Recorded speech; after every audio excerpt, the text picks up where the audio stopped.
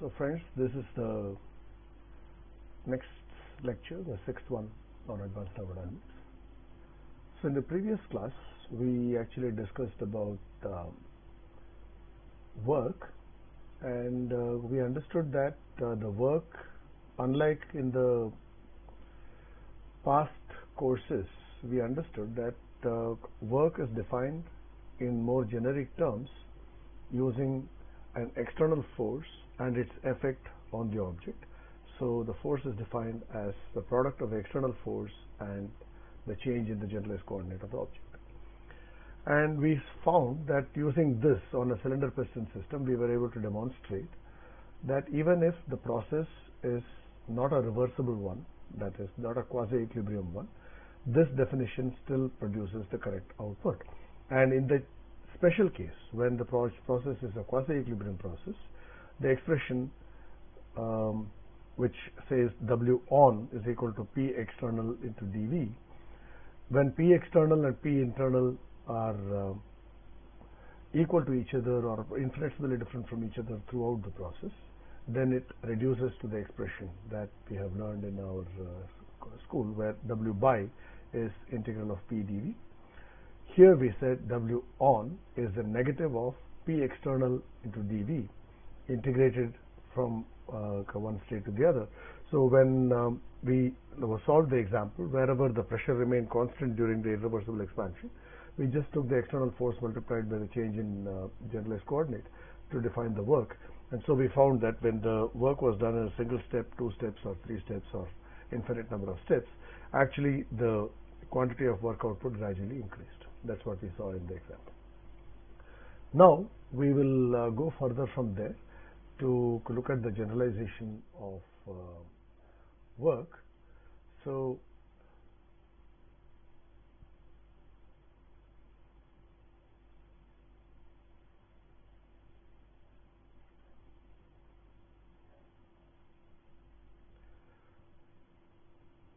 the example that we took for cylinder piston can be extended to various others. So in the cylinder piston, we said that the work is equal to minus P external into dV, because minus P is the generalized force for cylinder piston system and dV is the change in generalized coordinate. And when it comes to external, it is minus P external dV. Likewise, in for example, the elongation of a steel rod. Let us say there is a steel rod which is fixed at one end, and there is a force F which is trying to pull it.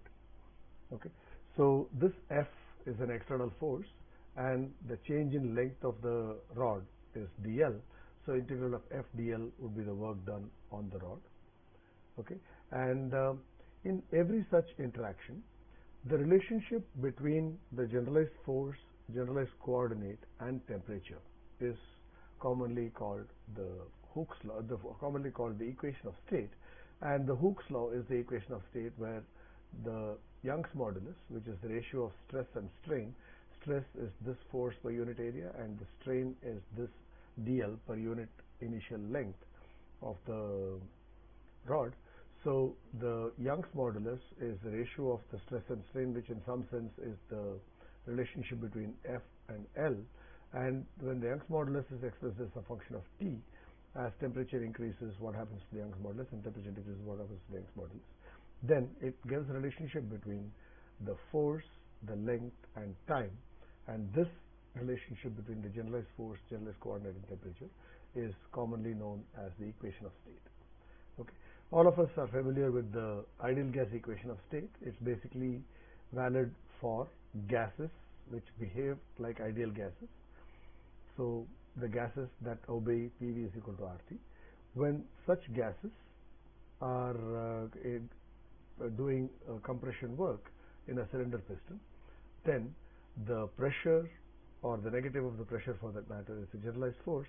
The generalized coordinate is the volume, and the temperature is the third variable. So the relationship between P, V, and T is called the equation of state. Whether it's ideal gas equation of state or any other equation of state for a compressible system, it's the relationship between pressure, volume, and temperature. The steam tables are an example of the equation of state expressed in tabular form for the water as a working substance, and so on.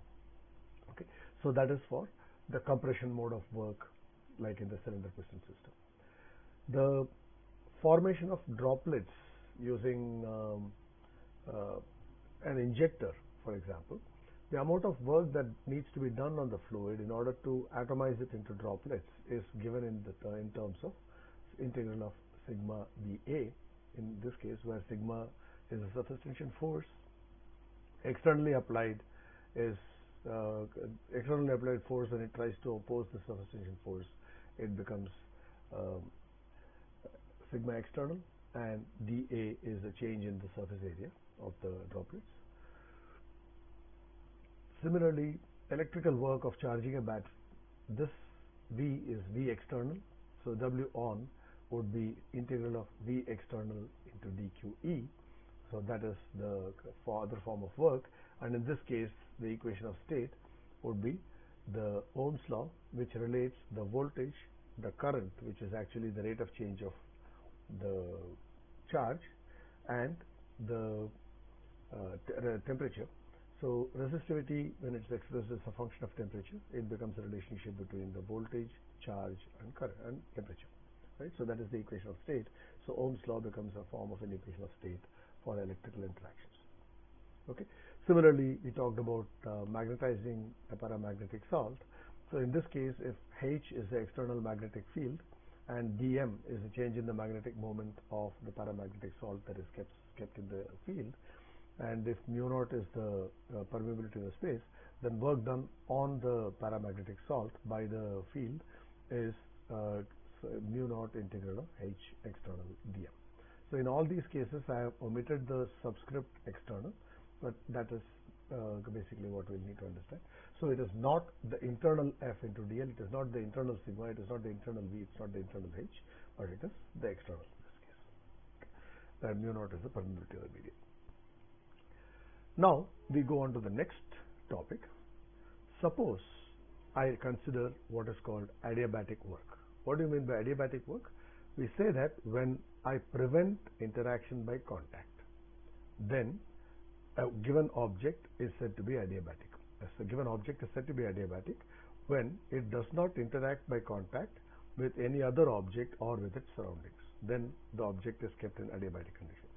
In such a condition, when work is being done on an object, then what is understood is that the work being done on the object, irrespective of what form of work you do, whether it's electrical work, whether it is magnetic work, whether it is surface tension work, whether it is paddling work, whether it is compression work, any form of work that is added to an object, so long as it's the same initial state and the same final state, the same amount of work needs to be done. Or if you start from the same initial state and do the same amount of work, irrespective of the mode of work, the final state would be the same. Okay, so that is the property that we understand. This basically came about from the Joule's experiment. All of us must be familiar with the Joule's experiment. When Joule wanted to prove the equivalence of heat and work, what he did was to have an insulated tank. So let me go to the whiteboard and show that. An insulated tank. So he had a tank, and this was very well insulated from all around. And he introduced a paddle inside this, and the rod was coming out of that. And here he put a pulley, and around the pulley he twined around the thread and hang the weight below that. Now he allowed this weight to go down by a known height h. Okay, so this paddle rotated and conveyed this work into the water that is inside this, and he tried to measure the temperature change of the water because of the paddling process. Right? He tried to show that the amount of increase in the temperature of water is actually proportional to the amount of distance that this traversed, and therefore the work done in moving this down this object did work by losing its potential energy and converting that into work on the water. That work, if I knew the quantity of work, then that resulted in the same quantity of the same amount of temperature rise, and therefore the same quantity of change in the water's heat content.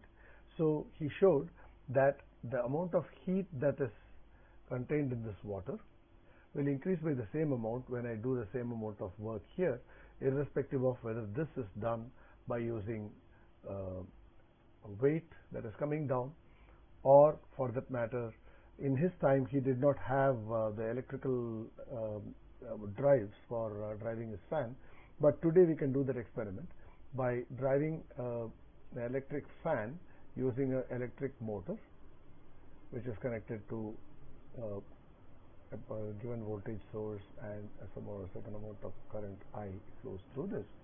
So if you pass the same, let's say integral of vi dt, which is this is dq, that is supplied to the motor, would basically be if that is equal to this mg, which is w, into h, then the same amount of paddling would produce the same amount of temperature rise inside this, and that is the Joule's experiment. So in this we can actually show that irrespective of the mode of work, whether it's the electrical work done through the motor or a gravity work done through this, or for that matter directly pass electricity through this by slightly ionizing this.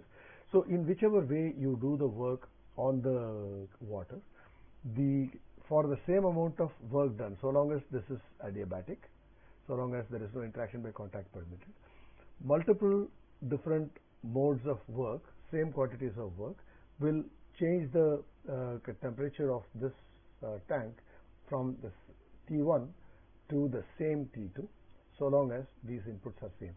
It's not just different inputs, but if I say partly this, and partly some other, and they all add up to the same quantity of energy, then again we'll go from the same T1 to the same T2.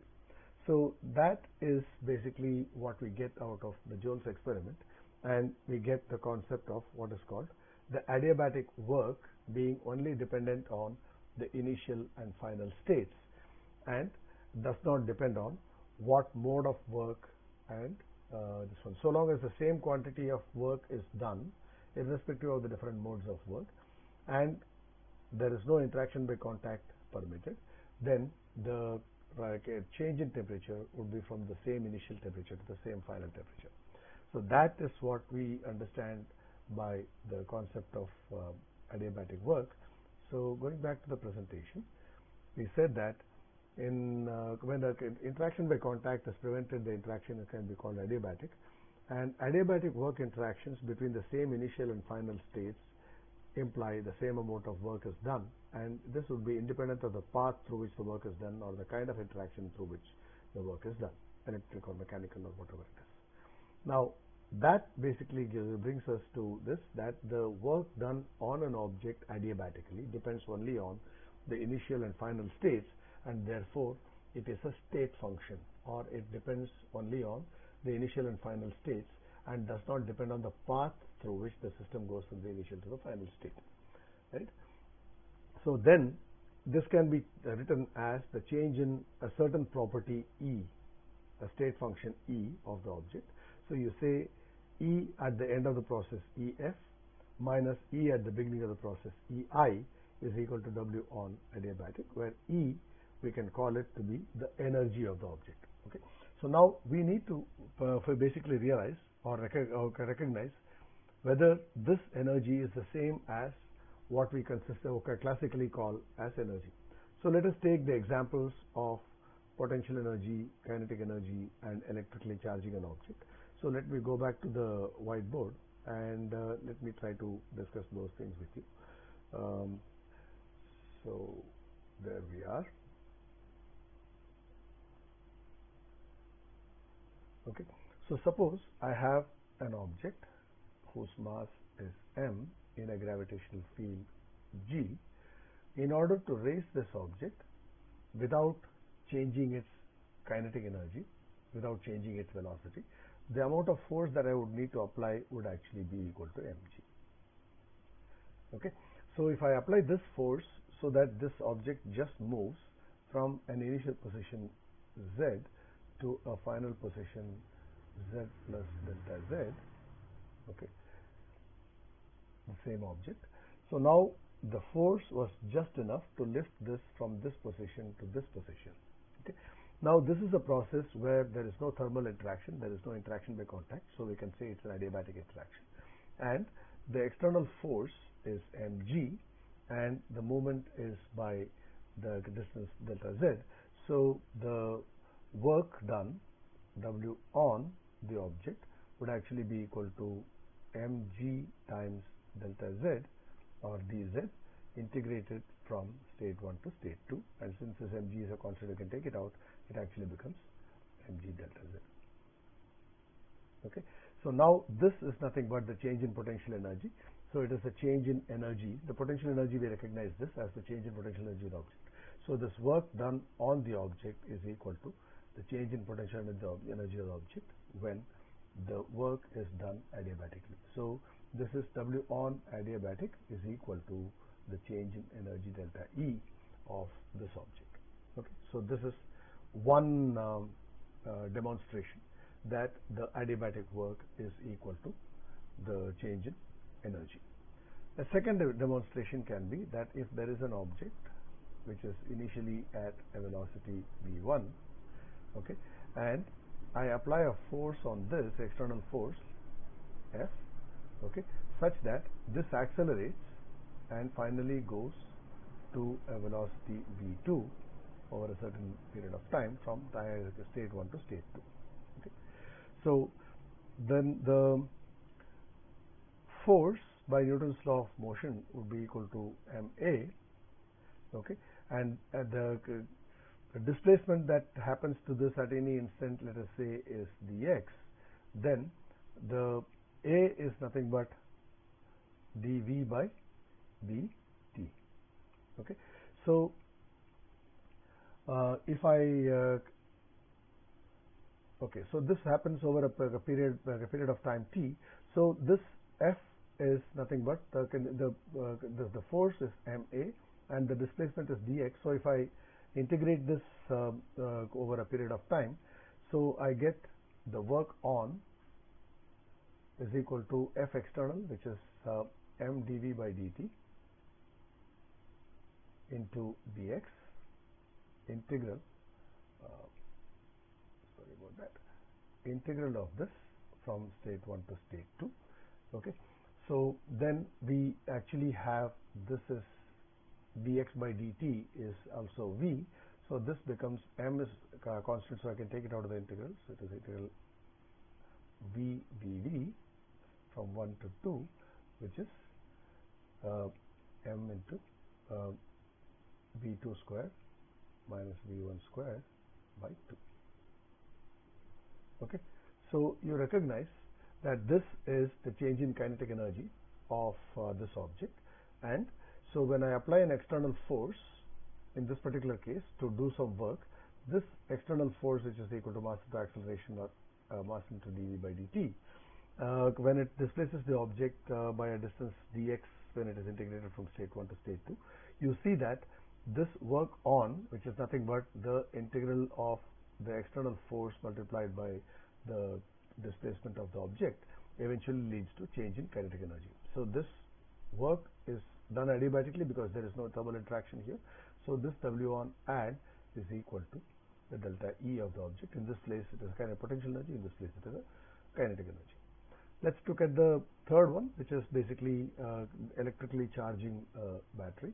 So if this is a battery and I apply an external voltage, okay, which is V, and there is a current I that flows through this for a period of time t, then the electrical work done on this, so there is an external voltage V external, okay, so the W on, let us say this battery is thermally insulated, so there is no heat transfer that is happening.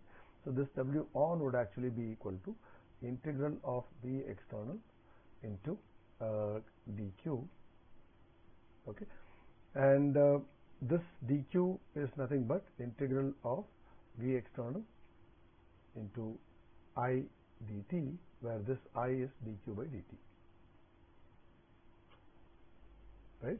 So it's basically, if there is a current that is flowing and this V into I is the power, and integrated over the time t, that is the work done on the object, and that becomes equal to V external dq, which is the amount of charge that gets deposited into this, the work that is being done.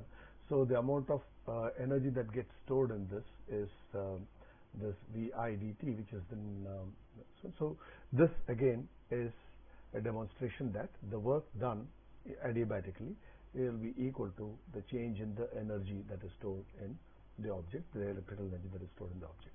So we recognize that by all of these examples, that adiabatic work done is going to contribute to change in energy of the given object, right? So that is basically what I was trying to demonstrate by all of these three examples. Now, if I take this further, if the interaction is not adiabatic, then interaction by contact is also permitted, then the work done on will not be equal to the adiabatic work, but will be a little bit more. Let us say I do some work on the object, and this is also allowed to interact with the surroundings or the nearby objects. Then some amount of energy is going to get stored in the form of energy in the object, right? And some amount of energy is going to go out as heat by interaction by contact to the surroundings. Okay, so the W on therefore will not be equal to W on adiabatic, but it will be equal to W on adiabatic plus some Q out, which is the energy that flows out to the body that is interacting with it by contact, and therefore this Q out can also be written as negative of Q in, and therefore you get this expression Q in is equal to W on minus W on, W on adiabatic minus W on. Okay, so the first law by Carrot-Theodori in the first place. So if I recognize that this W on add is nothing but EF minus EI, then that EF minus EI is equal to, if I take this W on, this here it's W on plus Q in, and if I write the W on as negative of W by, we get the familiar form of the first law. EF minus EI is equal to Q in minus W by, or Q in plus W on. So this is the first law of thermodynamics, and the excess that you get here, this Q in, is known as the heat transfer, right? So the Q in is known as the heat coming into the object by interaction of contact, or Q out is that the heat that goes out by interaction by contact. We can also prove that this heat is consistent with the classical understanding of heat. Suppose I have a pair of objects that are interacting thermally, and they are isolated from the rest of the universe. So let's take that example on the whiteboard here. Yes. So suppose I have an object 1 and an object 2, and these are contained in an isolation from the rest of the surroundings. So there is nothing other than object 1 and object 2 in this isolated system, and what I try to do is to put these two in contact and allow them to interact. Okay, so let's say we are putting them like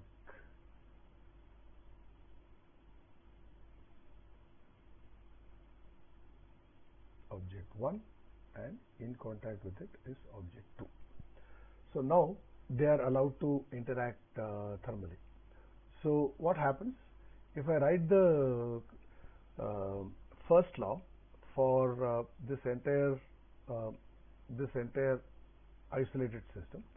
So then I get EF 1 or EF 1 plus EF 2 should be equal to EI 1 plus EI 2, because they are interacting by contact, and there is no other interaction that happens other than the interaction by contact.